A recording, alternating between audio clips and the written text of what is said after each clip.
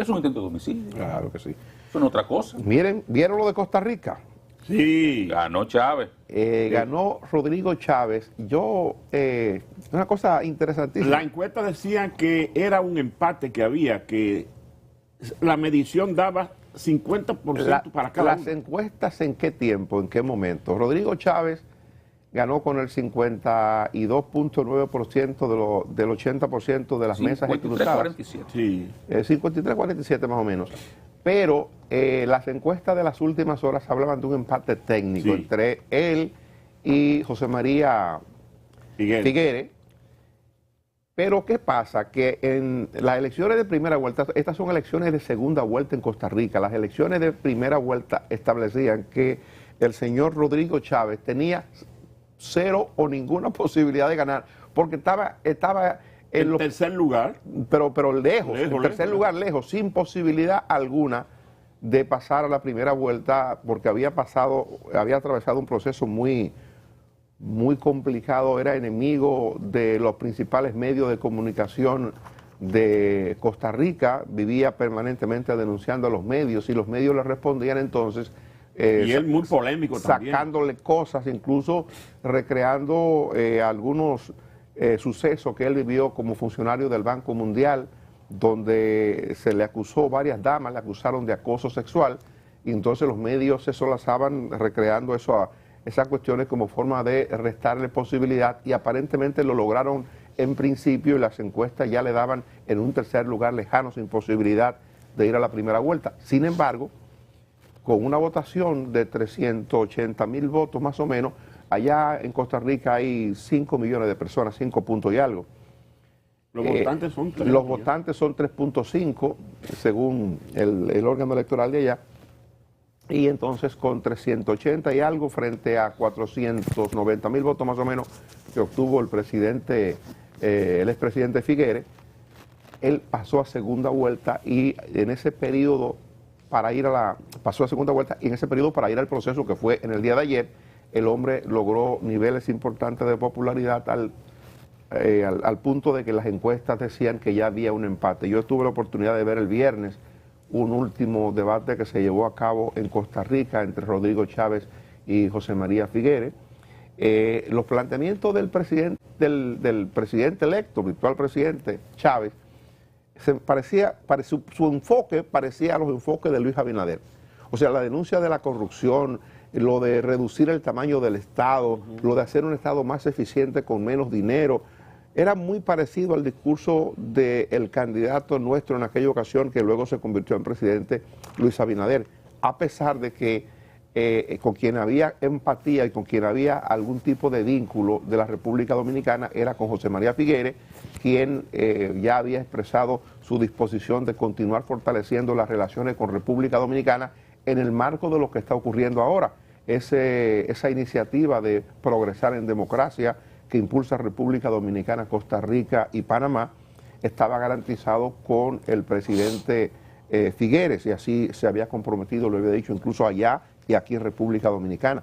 De manera que este señor, 60 años, Figueres tiene 67 años, un proceso interesante. Figueres era partidario, una de las cuestiones con las que él pretendía conquistar el voto de los costarricenses era con la devolución del 30% para los trabajadores. Me pareció el discurso de Pedro Botello aquí, y lo justificaba. ¿Y por qué lo justificaba? Sí. ¿Cómo lo justificaba?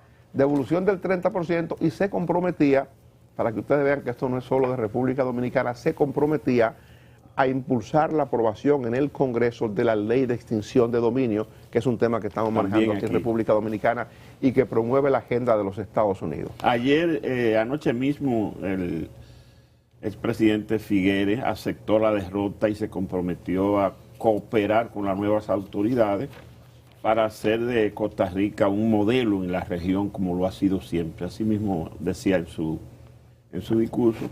Y esas elecciones de ayer, que fueron muy reñidas en primera vuelta, más reñidas en segunda vuelta, es un modelo de lo que se puede hacer en democracia.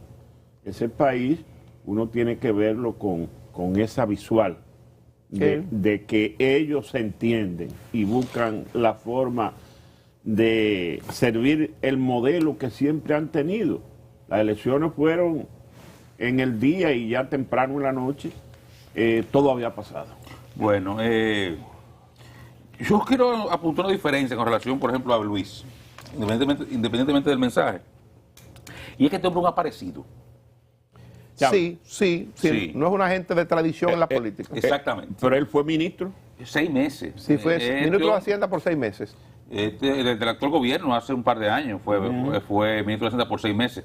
Este es un hombre digamos, del multilateralismo, funcionario muchos años del Banco Mundial, que operó siempre, un economista muy bien formado, doctor en economía. Muy polémico. De una de las principales universidades del mundo, no recuerdo ahora cuál es, pero un Ivy League, una de esas universidades importantes de Estados Unidos, o Stanford, una universidad de esa, de gran prestigio. Él es doctor en economía, un tipo con una preparación del caray, trabajó muchos años fuera de Costa Rica, nunca se dedicó a la política, sale del Banco Mundial en medio de un paquete de escándalos, en medio de esa situación del movimiento Me Too y todas esas cosas, donde estaba cualquier denuncia de acoso sexual, fuera o no real, o un piropito, una muchacha en un elevador, o una situación de real acoso. La que la acusaba decía que intentó besarla. Exacto, o sea, era ese momento, que no sé si ha pasado todavía, pero ese momento en el cual, reitero, desde un piropo hasta un acoso o una agresión real, se valoraban de la misma forma. O sea, cualquier mujer salía a denunciar algo y el hombre quedaba acorralado simplemente, y eso provocó la salida de este señor del Banco Mundial, por como Freddy apunta, una joven dijo que intentó besarla. Cae en Costa Rica por su gran currículum, es costarricense, ¿verdad? El presidente actual, Alvarado, lo nombra ministro de Hacienda y a los 6 meses sale de ahí, tampoco sin justificación, simplemente se fue. Y comenzó a coquetear con la política, le gustó la política, era su proyecto. Un proyecto que pretendía desmontar todo lo montado. Recuérdense que Costa Rica es, sin duda alguna, la democracia más estable de la región. Sí, el modelo. El papá de este señor que perdió, Pepe Figueres, instaló, digamos, un proceso democrático en los años 40 del siglo pasado, que perdura al día de hoy ininterrumpidamente. Algo que ningún otro país de la región puede decir. Con un sistema que funciona desde el punto de vista político. Desmanteló, eliminó el ejército. Eliminó el ejército, que eran los que daban los golpes de Estado. Dijo, el problema es el golpe de Estado, el ejército que lo da, fuera el ejército, se acabó. Y desde entonces Costa Rica no hay golpe de Estado, y hay democracia y alternancia en el poder entre dos partidos. Sí, el Partido de la Liberación Nacional, que es el de Figueres, y el otro, que es el de Alvarado, el que hasta ahora no recuerdo su nombre. Partido Progreso Socialdemócrata. Tienen una policía que hace la función de orden público y seguridad. Y seguridad nacional, porque vigila frontera y cosas de eso. Que es el modelo que quieren meternos aquí también, el modelo americano. Que han querido, y Balaguer se opuso hasta la última. Y Leonel, Hipólito, y Danilo, y todo el vivo que ha estado por ahí, dice que no inventen con eso. Entonces, este hombre llega cuestionando todo ese modelo. Diciendo que él va a desbaratar todo eso. Ah, pues no va bien. Él es un antisistema. Como Dani bien comenta, él se cuela en la segunda vuelta contra toda expectativa y alcanza un segundo lugar desplazando al actual partido oficialista, que es otra muestra de lo difícil que se está poniendo mantenerse en el poder en la actual situación que se encuentra el mundo y la política. Mantener el poder está siendo más difícil que ganarlo ahora mismo. Creo que Moisés Naín fue que escribió sobre eso hace un tiempo. Creo que fue Naín. Sí. Sí. El fin del poder. El fin del poder. Que el poder ya no está. 1984. No. Ese libro no es del 84. Ese libro es del 2004, yo creo. Sí, es reciente. No es tan viejo. No es tan viejo, ¿no? No es tan viejo. No es tan viejo. Pero. Naín en el 84 estaba estudiando todavía. Naín, ni que era Naín tan viejo. Es un tipo joven. Fue ministro fue funcionario del gobierno. Ministro de Economía. Ministro de Economía. De Carlos Andrés Pérez. Economía y Fomento. Él es de la generación de la Fundación Ayacucho, del grupo de jovencitos que llevó Carlos Andrés Pérez cuando regresa al poder al final de los 80, que lo había formado en el Pero lo extranjero. explica magistralmente. Él explica, claro, él lo proyecta, de hecho. Lo proyecta, porque en ese momento todavía no era tan así. Sí. Él proyecta esa situación de lo difícil que se está convirtiendo mantenerse en el poder, y eso se está expresando de toda forma, de cualquier cantidad de forma que tú lo estés viendo. Entonces, Perdóname, Oscar, que te interrumpa. Para orientación de Omar, no pudo ser en el 84 porque 2014. 2014. Ahora sí. Porque él analiza ahí, él analiza ahí la situación, lo de Grecia, Sí, cómo sí. se produce el movimiento de Grecia. Italia. Exactamente. La quiebra y todo. Él analiza ahí todas esas situaciones de esa ruptura del modelo de bienestar europeo, lo analiza en Grecia, en Italia y España. No, y además es un conferencista en casi todas las universidades de Europa y Estados Unidos sobre el tema. Así es. Se ha dedicado a eso. Entonces, este caso, otra muestra más de ese fenómeno. Entonces, ¿cómo llega a ese punto en el cual se cuela una segunda vuelta y se vuelca un país que ha estado en estabilidad durante 60 y pico de años, 70 años, se vuelca en contra del sistema? Se vuelca en contra de todo lo que le ha beneficiado, y beneficiado, ¿verdad?, entiende uno desde aquí, a una sociedad con una estabilidad que nadie en la región conoce. Bueno, los costarricenses votaron en contra de eso por este señor.